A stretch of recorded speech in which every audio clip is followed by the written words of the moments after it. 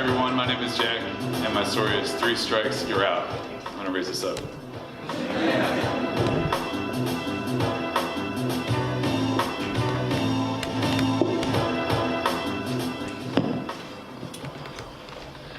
If some folks are born with a silver spoon in their mouth, I was born with a baseball in my right hand.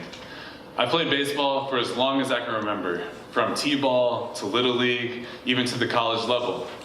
I come from a family of tall people, so we play a lot of sports: basketball, swimming, lacrosse. But there's only one other family member of mine that played baseball, and that was my grandpa, whom we called Pop.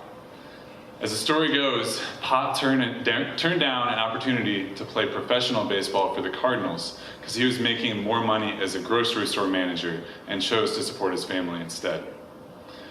My dad wasn't a baseball player. He ran track in high school, but he was always willing to play catch with me in the front yard. He even stepped up to coach me one year when I was really young. He was always willing to support me in this game that he knew I loved to play. I started playing travel baseball when I was 11 years old, and one of my first few years on the team, there was a tournament down in Kentucky that was kind of like a dad's weekend tournament. All the dads drove their sons to the game, and after one of our morning games, we all decided to do lunch together. And I don't know who decided this. I don't think it was the boys. I hope it wasn't the dads, but we had lunch together at a Hooters. So of course Hooters would make it into this evening, or this afternoon. And this story isn't about how my 12-year-old teammates were trying to hit on a waitress that was more than twice their age. It's about my dad, who was sitting at a table with the other dads kind of across the way. And my dad had ordered a beer with his lunch. Now you might say, what's so strange about that? But it was actually the first time that I'd ever seen my dad have a drink before. I'd never seen my mom have a drink. We had never even had alcohol in the house at all when I was growing up.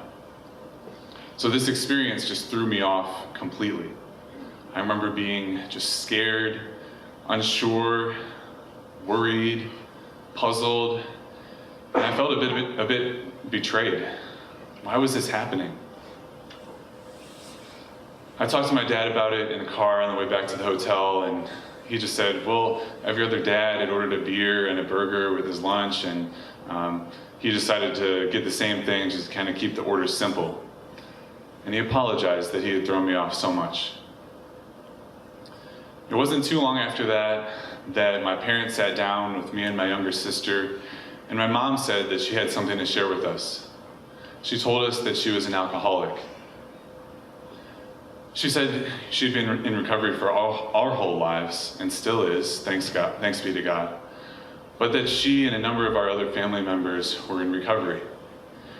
And you can imagine that my mom telling me and my younger sister about her struggles with alcoholism and telling us some phrases from her recovery, like drink trouble, made a pretty big impact on us as kids.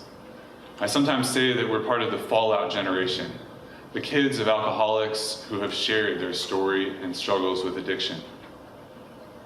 That day I also learned that alcoholism is hereditary and that I was at risk of developing the disease.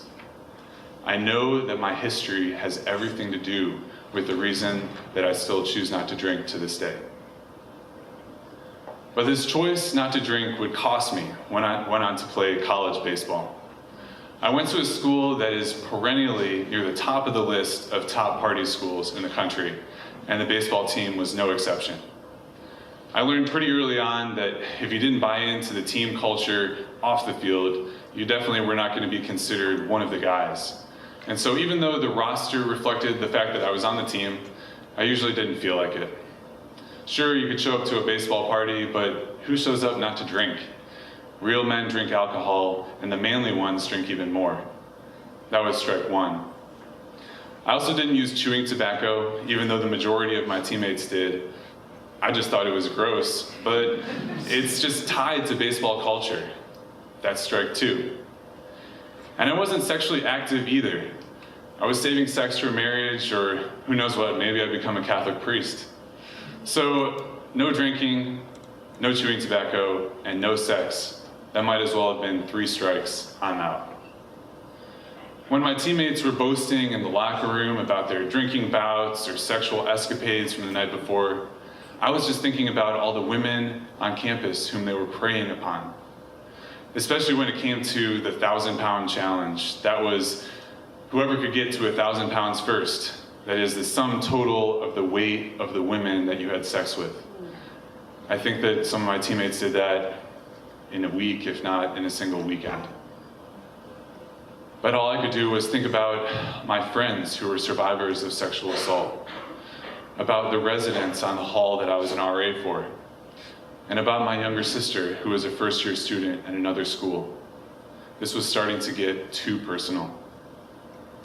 I could no longer cooperate with a system of a drinking culture and a rape culture that just turned women into objects for sexual pleasure.